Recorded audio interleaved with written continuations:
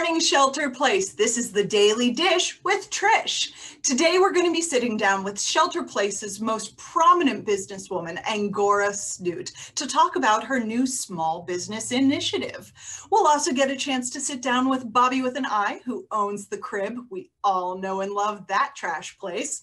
Finally, we'll have a chance to hear from some of the more prominent folks in our town, such as Oliver Snoot and even our dear mayor. You'll also get a chance to enjoy some of my investigative journalism as I find out what exactly that meat at the lunch counter across from the fire station really is. Did the hyenas kill it?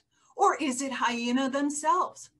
No one knows, but I found out. Stay tuned and don't forget to get your daily helping of the Daily Dish with me, Patricia Coverly.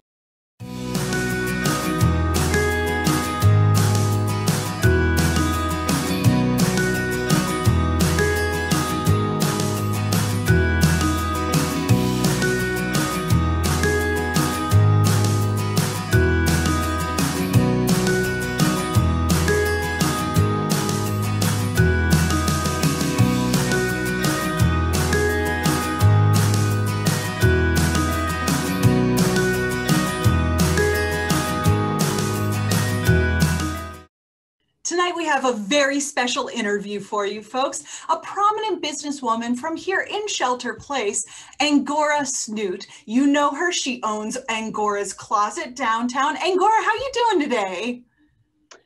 Oh, I'm so happy to be here. It's so precious of you to bring me on your little show. I'm so grateful. Angora, it's so great to have you on here to talk about your little shop. So tell us a little more about Angora's store, your Angora's Closet, excuse me. It's a boutique actually.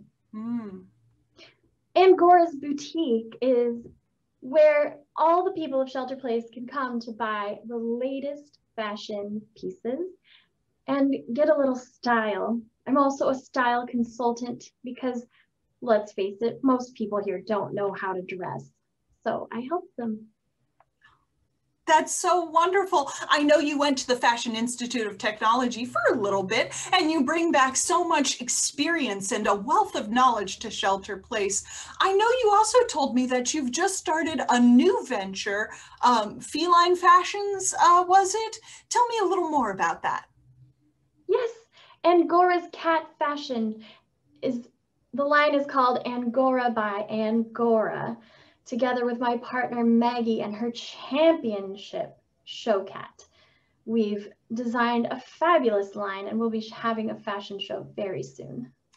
That's so wonderful. We actually happen to have Maggie on the line. Maggie, are you there? Hello. Hello. How are you? I'm so glad for you to have me on your show. It's very exciting. Yes, Maggie, we can't quite see you. Could you change your camera angle a little bit? What? We can't see you and those fabulous cat fashions. Let me, is that better? Oh, wonderful, Maggie. So tell us about the fashion line that you and Angora have cooked up. Well, you see, we have these lovely fashion things here. This little jacket that Madeline was wearing earlier, my little Madeline. I can tell you all about her now that you've had me on your show. And then I have some photo albums of her show. Madeline, calm down. Not very becoming of a princess. Is there anything else in the fashion line or just the coat? Well, there's a few other things, but they're not quite up to my standards yet. We're still working on them. Prototypes. So, Angora, tell me a little bit more while you're here with Maggie about your partnership. How do you two work together to really craft this line? Maggie's basically just an investor, and I'm the creative department. Yes, I let her think that, of course. Maggie, you're so sweet. You're so modest. Yes. Well, great. Thank you so much for joining us, Maggie. It was wonderful to see Madeline in around her fashions. And we're so glad to hear about that feline fashion line. But I haven't gotten to my photo albums yet. Yes, thank you, Maggie. It was wonderful to have you on here. But I just don't... Take care now. Ta-ta. Bye-bye. Thank you. That was so lovely to have Maggie here. Don't you think, Angora? Oh, she's such a treat. Indeed. Well, Angora, the reason you're here today, of course, is your new adventure with some of our prominent business folks here in town, a small business initiative. Can you tell our audiences a little bit more about that? Well, as you know, my new friend and community partnership with the mayor has resulted in this wonderful campaign that celebrates everything that makes our little town special. Indeed. And that must be our small businesses, of course.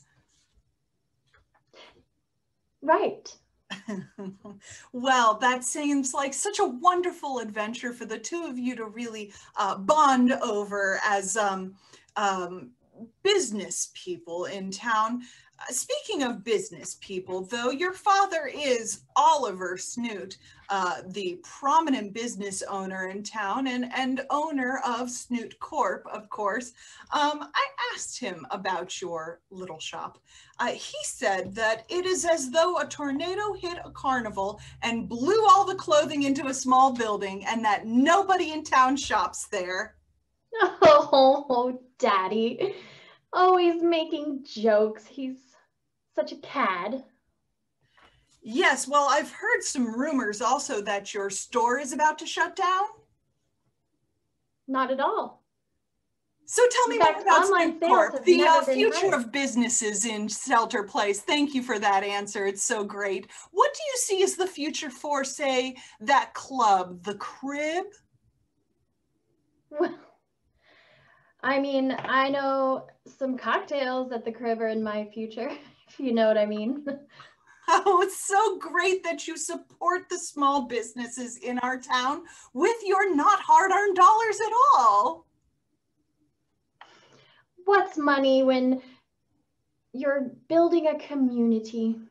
Of course, of course.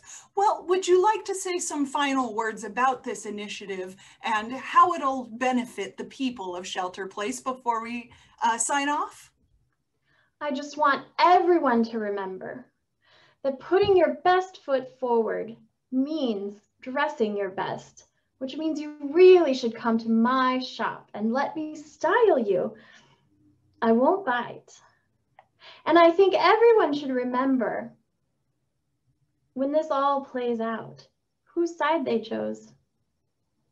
Great. That sounds just like an ad for your store. Thank you so much, Angora, for coming on the show. It was so great to have you. Oh my gosh, it's so sweet to have you, and those bangs frame your little plastic glasses so cutely. That's so great to hear from you, Angora, especially when you're wearing a hat that's just a couple sizes too small. You take care now. It's a fascinator. Bye-bye. Yeah. Okay. Okay. Okay. Bye. Bye. Okay, bye. Next, I got a chance to sit down with Oliver Snoot to ask him about this small business initiative that his very own daughter, Angora, started with the mayor. Let's take a look. Mr. Snoot! Mr. Snoot! Oh, what do you want? Do you have any comment on the mayor's new small business initiative? Well, the mayor can pass any pissy little law he wants. I'm not going anywhere. And if he or any other in this little burg thinks he can get rid of Oliver Snoot, well, I'll every last one of you. I'll burn this town to the ground, and all that'll be left is ashes, a smoldering pile of ashes, and maybe some bones. And my house, up on the hill, looking down on the ruins, and I'll be laughing at you all. Now, get the f***. Well, Just about an hour after I had that chance to chat with Mr. Snoot, he sent the following video to our offices. Hello, Oliver Snoot here. It has been brought to my attention that the rather salty language I used in a recent surprise interview might perhaps offend some of the more sensitive citizens of our fine city. That was not my intent. I am aware that language like that is frequently inappropriate. In my defense, I was coming out of a business meeting at the time, and I'm sure everyone knows what it gets like around a boardroom table. It's a rare meeting where I don't learn a new phrase or two. In the future, I will endeavor to, well, first I'll try not to be ambushed by any more reporters with their naughty cell phone camera devices. But I'll also attempt to be more genteel in my use of language. You know, sometimes I think it would be nice to be one of those people who spurts out whatever crazy thing they want, then blames it on mental illness. But when you have a business depending on you, you can't be so irresponsible. Instead, apparently, you have to have your PR team put you on camera, apologizing for simply saying what you think. Thank you for your time. While we were airing that statement, Mr. Snoot's office sent another statement over to our studio. Let's take a look. Hello, Oliver Snoot again. Tourette syndrome is a very serious, very real neurodevelopmental disorder that is part of the spectrum of tic disorders and is characterized by motor and vocal tics. The heroes who bravely struggle with this disease do not deserve the criticism and opprobrium that an ignorant society so frequently heaps upon them. If any careless words in my previous statement might have been interpreted in such a way as to make their very real struggle more challenging, that would cause me some degree of sadness. If you see someone who you believe may be struggling with Tourette's syndrome, well, maybe don't go up and give them a hug, but at least know that they aren't faking and that they honestly can't control what they are saying.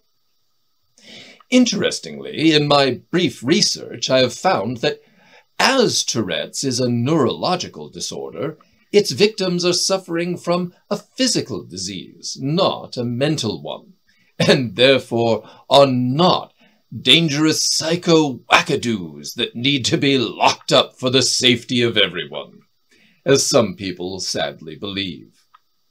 Thank you for your kind attention. What? Well, cut around it. I'm not doing another. Thanks, Dad. Mr. Snoot, that was just so wonderful to hear from you and really be able to see the passion that you hold for Shelter Place and everyone in it. I know I'm not the only one to say that here in town.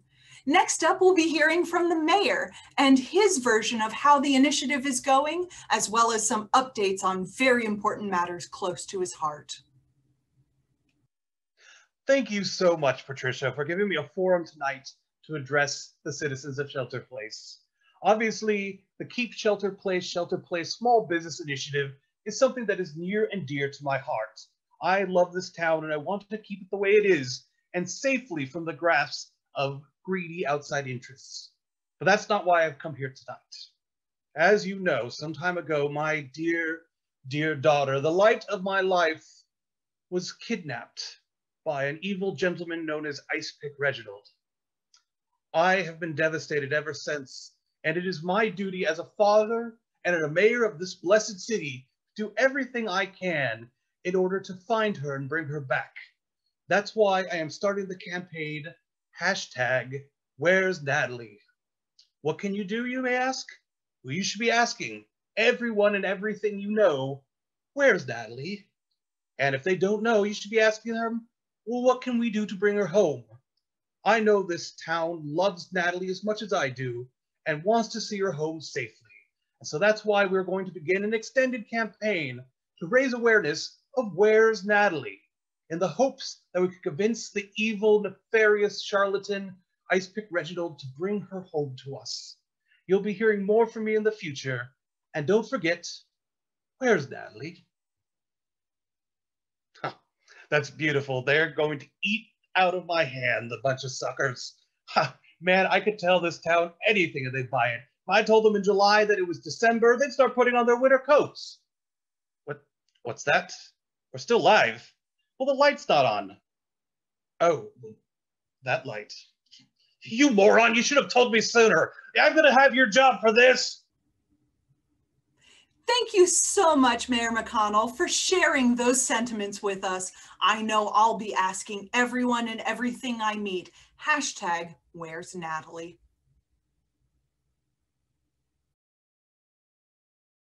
Next up on the show, we'll be talking to Bobby with an I, who owns the crib at the recently currently burnt down Orphanage Memorial Hospital. Bobby, how you doing today? Oh, doing very well, Pat. How are you? Oh, Thanks for having me today. thanks, Bobby. I hate it when people call me Pat. That's so lovely. Well, Cool. Bobby, I know that there was recently a fire at the hospital. Did you see anything while you were working there? Oh, I don't really recall seeing much. I was in our basement getting supplies. Anyway, here at the crib, we do have a special. This week, we have the Where's Natalie? It's an empty solo cup. But that's all I know. Interesting. It seems that the fire may have actually started in the basement. You sure you didn't see anything happen? Really? There's another fire? Gosh, how do I get insurance for that? Yes, yeah, it seems that that hospital has quite the run of bad luck. Well, they just keep running away. Anyway, I have another drink special I'm working on nobody knows about.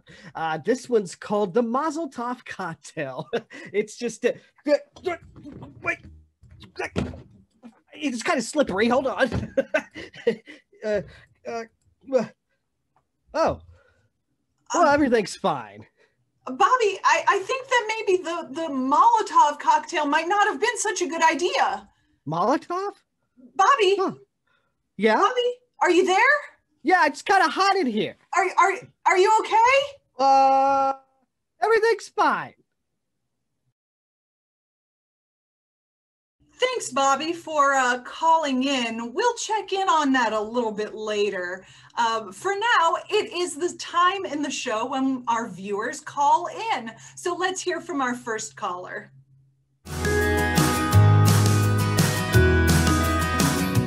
Patricia, I'm just calling so we can reschedule our interview. I still have a lot to show you of the Madeline history and her wins. So maybe next Tuesday, will that work for you? Maggie, that's so lovely. I love that you took the initiative to call into the show, specifically during a section when the viewers are calling, but certainly my people will call your people as soon as possible. Tuesday's pretty booked up, but we'll figure it out. Thanks, Maggie. Next caller, please. Hello, Patricia. I was just kind of commenting on that small business section. I noticed that Angora actually sells cat clothes. But my kind of thing is, what about dogs? Specifically like little dogs. Like maybe like Chihuahuas, or maybe like teacup poodles. Like I really wouldn't mind getting one of those. You think one of those cat sweaters she makes would fit? Anyway, yeah, that's kind of what's on my mind. Yeah. That's a great question. I absolutely agree. I frankly love dogs much more than cats. Cats are just so prickly. But I think that those fashions would probably fit a small dog. You know what, though? We could definitely tell them that not making dog outfits is just as discriminatory against cats as anyone else could ever imagine. Maybe they should make fashions for big dogs, little dogs, and old dogs as well, to make sure that they're fashionable far into their late stages of life. Thanks so much for your input. Next caller, please. Oh, Patricia, thank you for taking my call. I'm such a huge fan. That's so wonderful to hear. I love hearing from my fans. What's your question today? You know, I've been listening to you ever since you started that podcast about Hot Topic back when you were in college. I'm just so excited to see you on our regional television station now. Look where you've come. It's so great. That's so wonderful. I love hearing from my fans back in my podcasting days. But you know, having gone to Brown University, I am a legitimate journalist. And so this is actually a legitimate TV show. I'm so happy that you are glad that I am raising the stakes here in our journalistic world here in Shelter Place. Oh, absolutely. You're definitely raising the bar. And I'm sure I'll see you on some great, wonderful NPR show or something someday. Anyway, I was actually calling to let you know that you really need to investigate the radiation from the fire station. It's those hyenas. I think they're eating a high protein diet that creates a lot of waste, if you know what I'm saying, you know, hyena waste.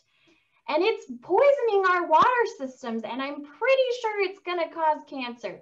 Of course, radiation poisoning is high on the list of concerns from people in Shelter Place. I took a poll. So it's so good to hear that you are concerned about a very specific source of radiation. I definitely will make sure that I'll get my crack investigative team on it. We'll take a look. I'll drive by and figure it out. Thank you so much for calling. Next caller, please. Hi, Patricia, the longtime fan, first-time caller.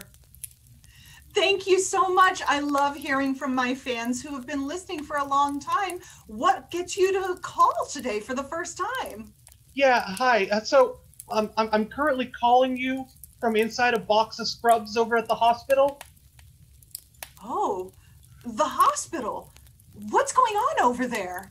Well, I just gone to the hospital today because I was going to do some elective organ swapping, but then while I was waiting in line, a fire broke out. It's complete chaos. They sent the fire department, and, you know, I support our fire department like any loyal citizen of Shelter Place should, but, you know, they are hyenas and not actual fire people, so they're not putting out the fires, and they've started running amok. They were originally attacking the patients and the doctors, but then they found like the open organ donation wing, and they started eating all the organs. And while that's happening, they're starting to like relieve themselves all over the ground. It appears to be green and glowing, and people are slipping, and now like the hyenas are like, eating the organs and attacking everybody. I'm kind of scared for my life over here. Like I said, luckily I got this box of scrubs, but there's a couple of them that keep on sniffing around like they know I'm in here. Well, this is very brave of you to call, especially to call in front of calling the police. Very smart move to call your local news station first. I am so glad to get your input from the ground to really hear from the people of Shelter Place about the things that are affecting their lives. Thank you so much for calling in, and I hope you get out of that box of scrubs safe and sound with all limbs intact. If you could call the police, that'd be really great. I think they're on to me here. These hyenas, I think they're going to attack. Well, I bet that the police are an avid watcher of the show, so they're probably already on their way. Thanks so much for calling in. Next caller, please. Tina, darling, oh, thank you for talking to me again. It seems that our call was cut off. I just wanted to check back in on the Tuesday date, but I also was listening while I was trying to reconnect with you, and I heard your thoughts on dogs versus cats, and I think that we need to talk a little bit because that was a little bit offensive. I'm so glad that you got through our phone screening system without hitting any barriers. That's just so wonderful to know that folks can call me at any time with anything. Oh, it is. Maggie, maybe we could find some time to sit down with an exclusive interview, not on the air, and you could tell me all about the differences between dogs and cats. We'll find a good time, a nice space, maybe some good upholstered furniture that we can sit on, a good setting for us to be able to really have that conversation in depth. What do you say? I think that's a wonderful idea. Leather upholstery is best. Of course, of course. Hopefully the cats won't scratch it up since I will be renting it from the local furniture rental. We'll be in touch. Take care, Maggie. Please don't call again. Thanks. Thanks, Tina. Yeah, if we only have local businesses, how are we going to buy avocados? I don't know any avocado farmers around here. What an excellent question. I too am very concerned about the state of avocados in our wonderful city that we have here. I eat avocados 3 times a day, in fact. Yeah, or Snickers bars. Snickers, I could eat 10 Snickers bars. They don't make them around here. They don't. You are absolutely right. That would be an excellent question to bring up to Angora Snoot, particularly on the evenings or weekends. You could give her a call or stop by her door. I'm sure she would love to hear that feedback. That's the news for today. I'm Patricia Coverley. Tune in tomorrow for tomorrow's Daily Dish featuring what actually happened at the hospital. We'll also get a chance to sit down with our competitive phlebotomy team where they'll show off their new jerseys. For now, this has been your daily helping of the Daily Dish with me, Trish. Have a good day.